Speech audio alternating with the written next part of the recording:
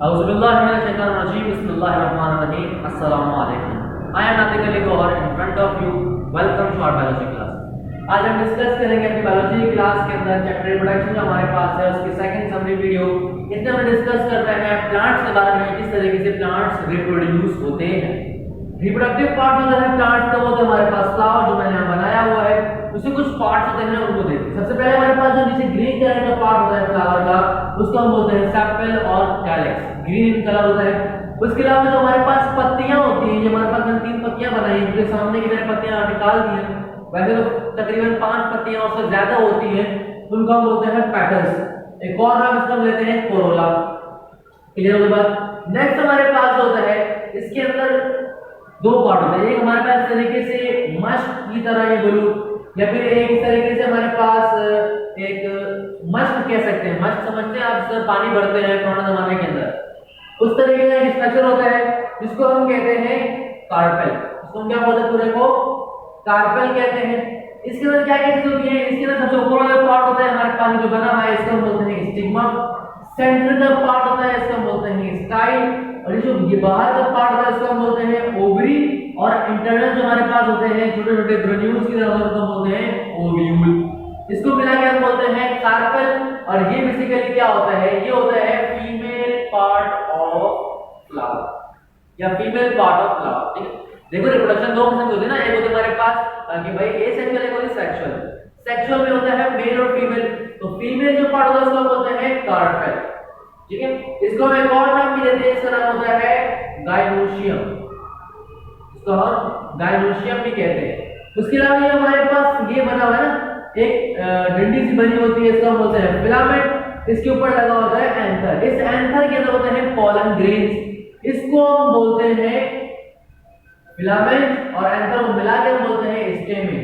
और इसका एक और नाम होता है, वो होता है एंड्रोशियम, और ये हमारे पास होता है male reproductive part of flower.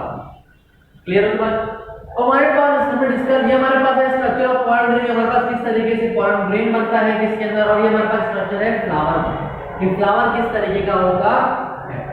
अगले डिस्कस करते हैं कि भाई जो मेल पार्ट है इसको बोलते हैं एंड्रोशियम, वहां क्या क्या काम होता है, और जो फीमेल पार्ट इसको बोलते हैं कार्पेल या गाइनोशियम, वहां क्या क्या काम होता है। अगर आपको बोले स्टेमिन तो मतलब एंड्रोशियम, अगर आप बोले एंड्रोशियम तो मतलब क्या होता है स्टेमिन। ठीक है, दोनों एक दूसरे के 2 नाम है, सेम कार्पेल और गाइनोशियम।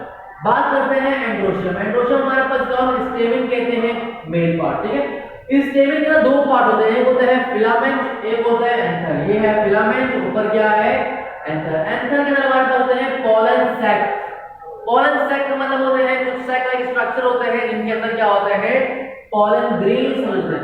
अच्छा, यहाँ पे क्या होता है हमारे पास मियोसिस होती है। ड्यू टू मियोसिस यहाँ पर हैप्लॉइड माइक्रोस्पोर्स बनते हैं। इन हैप्लॉइड माइक्रोस्पोर्स को हम बोलते हैं पोलन ग्रेन। ये जो हैप्लॉइड माइक्रोस्पोर्स होते हैं इनका होता है न्यूक्लियस। अच्छा, न्यूक्लियस हमारे पास होता है वो जो एक इनका अपना न्यूक्लियस होता है वो डिवाइड होता है बाय माइटोसिस। अच्छा, एक और बात है, जब हमारे पास माइटोसिस के जरिए डिवाइड होगा तो यहाँ पर हमारे पास एक ट्यूब न्यूक्लियस होता है। ये ट्यूब न्यूक्लियस क्यों बोला, ये आपको आगे जाके बात बताऊंगा मैं। ट्यूब को हमने ट्यूब न्यूक्लियस बोला, और साथ साथ हमारे पास न्यूक्लियस को डिवाइड होने से एक जेनरेटिव न्यूक्लियस निकलता है। मतलब एक न्यूक्लियस डिवाइड होकर 2 न्यूक्लियस बनाता है, एक ट्यूब न्यूक्लियस और एक जेनरेटिव न्यूक्लियस। ये जेनरेटिव न्यूक्लियस है वो क्या करता है, दोबारा डिवाइड होता है, और डिवाइड होकर 2 स्पर्म के सेल बनाता है। क्योंकि मेल है तो मेल क्या बनाता है, हमेशा स्पर्म बनाता है।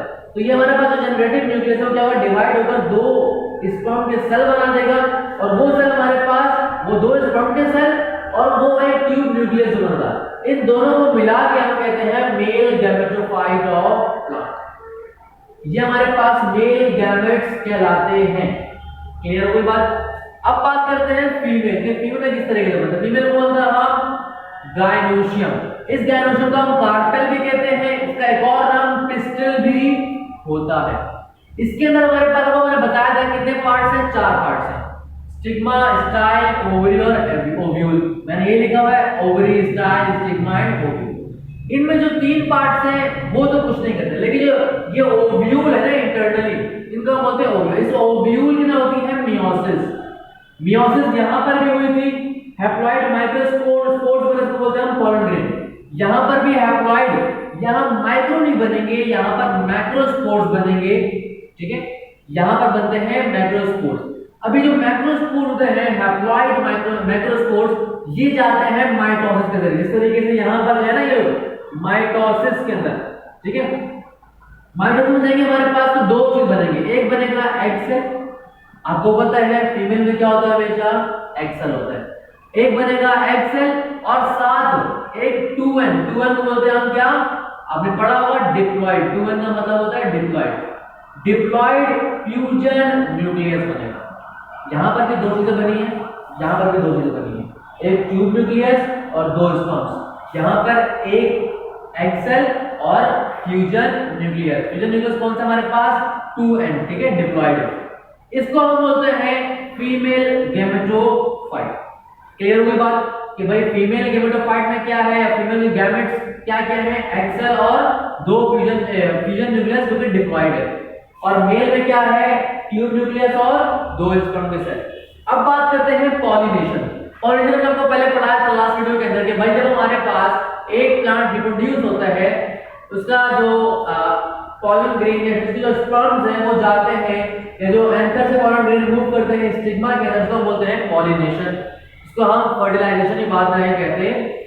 तो पॉलिनेशन बेसिकली हमारे पास क्या है, जब पॉलन ग्रेन कहां पर होता है, एंथर के अंदर होता है, इस एंथर से पॉलन ग्रेन उछलकर या कहीं किसी भी तरीके से किसी मीडियम से इस स्टिग्मा तक पहुंचे, इस स्टिग्मा के अंदर आ जाए हमारे पास, उसको हम बोलते हैं पॉलिनेशन। अब ये पॉलिनेशन किस तरीके से होती है, होता कुछ इस तरीके से कि देखिए ये पॉलन ग्रेन का सेकंड में ये पॉलन ग्रेन दबा था, जब ये उठकर स्टिग्मा के अंदर आया, ये स्टिग्मा है जहां तक आया, जब यहां पर आएगा तो यहां पर एक बनती है पॉलन ट्यूब। ये पॉलन ट्यूब कैसे बनती है, इसमें क्या है आपने बताया ना, बाद में बताऊंगा, तो ट्यूब न्यूक्लियस क्यों कहते हैं, ट्यूब के सिवा जो है न्यूक्लियस का नाम है ट्यूब न्यूक्लियस, तो वो बनाता है यहां पर एक ट्यूब, इसको हम बोलते हैं पॉलन ट्यूब। इस पॉलन ट्यूब का क्या काम होता है, इस पॉलन ट्यूब का काम होता है जो कि स्टिग्मा को कनेक्ट करती है किसके साथ, ओवरी के साथ, ताकि ये कनेक्ट हो जाए और जो दो स्पर्म सेल्स हैं वो इसी ट्यूब के जरिए डायरेक्टली इस ओवरी में चले जाए, बाहर की तरफ ना जाए। क्लियर हुई बात। स्पर्म जब हमारे पास स्पर्म ग्लैंड से ऊपर जाते हैं ओव्यूल में चले जाते हैं। अब वहां पे जब हमारे पास स्पर्म जाते हैं, ओव्यूल में क्या है, एग सेल है और फ्यूजन न्यूक्लियस।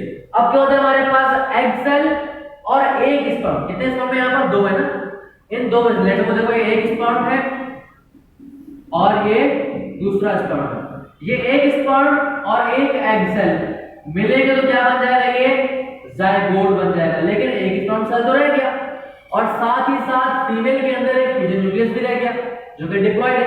अब जो हमारे पास जो एक स्पर्म सेल था और एक एग सेल था, उसने मिला के बना दिया जायगोट, जबकि स्पर्म सेल हैप्लॉइड है 1n और फ्यूजन न्यूक्लियस डिप्लॉइड है 2n। तो ये दोनों मिलकर एक और हमारे पास न्यूक्लियस बनाएंगे, इसको हम बोलते हैं एंडोस्पर्म न्यूक्लियस, जो क्या होगा 3n ट्रिप्लॉइड होगा, 1n इसका 2n इसका, कितने हो गए 3n, ये 3n जब हमारे पास ट्रिप्लॉइड होगा। अब आगे क्या काम होगा, अभी जो जायगोट है हमारे पास वो क्या बन जाएगा, आगे एम्ब्रियो बन जाएगा, जो कि आगे फिर डेवलप होकर एक न्यू प्लांट बन जाएगा। जो एंडोस्पर्म न्यूक्लियस है वो क्या करेगा, वो बन जाएगा एंडोस्पर्म टिश्यू, ठीक है। इसके अंदर क्या है हमारे पास, जायगोट भी है और एंडोस्पर्म न्यूक्लियस भी है। जो एंडोस्पर्म न्यूक्लियस है वो क्या बन जाएगा, एंडोस्पर्म टिश्यू, एम्ब्रियो बन जाएगा जायगोट। ये जो बाहर का जो हमारे पास ओव्यूल है, जो क्या है हमारे पास ये ओव्यूल क्या बन जाएंगे, सीड बीज, और ये जो बाहर की ये पार्ट है ये क्या बन जाएगा हमारे पास, फ्लूइड बन जाएगा। ये जो एंडोस्पर्म टिश्यू बना हमारे पास एंडोस्पर्म न्यूक्लियस से, ये क्या करेगा, ये काम करेगा कि जब एम्ब्रियो को डेवलपमेंट के लिए नरिशमेंट चाहिए होगी, खाना चाहिए होगा, न्यूट्रिएंट्स चाहिए होगी, तो ये क्या करेगा कि न्यूट्रिएंट्स इसको प्रोवाइड करेगा अंडर डेवलपमेंट। क्लियर हो गई बात। अब मैंने आपको बताया था लास्ट टाइम कि दो टाइप होती है पॉलिनेशन की, एक होती है इंसेक्टिव पॉलिनेशन, एक होती है विंड पॉलिनेशन। इंसेक्ट पॉलिनेशन के अंदर होता है कि जो इंसेक्ट मीडियम होता है पॉलिनेशन का, कि भाई इंसेक्ट ने लिया इसका पॉलन ग्रेन और जाके किसी फ्लावर के ऊपर बैठा और वहां पे क्या होगा, उसने उस पोलन को छोड़ दिया, इसके पांव कहते हैं स्टिकी होते हैं, आपको पता है, ठीक है, इस बारे में आपने पहले ही पढ़ा था। विंड पॉलिनेशन में क्या हुआ, मीडियम क्या हुआ पॉलिनेशन का, विंड, ये हवा चली, ये पोलन ग्रेन उड़ा, किसी भी स्टिग्मा का क्या गया जाकर चला गया और वहां पर पॉलिनेशन हो गई। इनमें हमने कुछ कैरेक्टर्स देखने थे कि भाई इंसेक्ट पॉलिनेशन के अंदर और विंड पॉलिनेशन फ्लावर के अंदर, वो फ्लावर जो कि इंसेक्ट की वजह से पॉलिनेट हुए और वो फ्लावर जो कि विंड की वजह से पॉलिनेट हुए, उनमें क्या क्या कैरेक्टर्स हैं, क्या क्या फर्क है।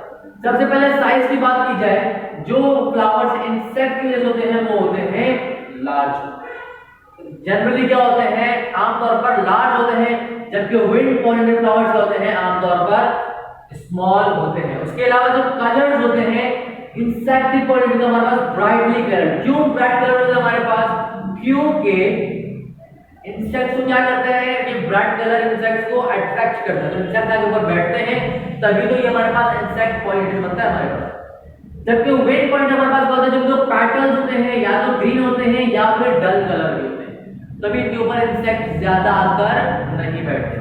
नेक्टर की बात करें तो ये प्रोड्यूस करते हैं नेक्टर्स, बट ये नेक्टर्स को प्रोड्यूस नहीं करते।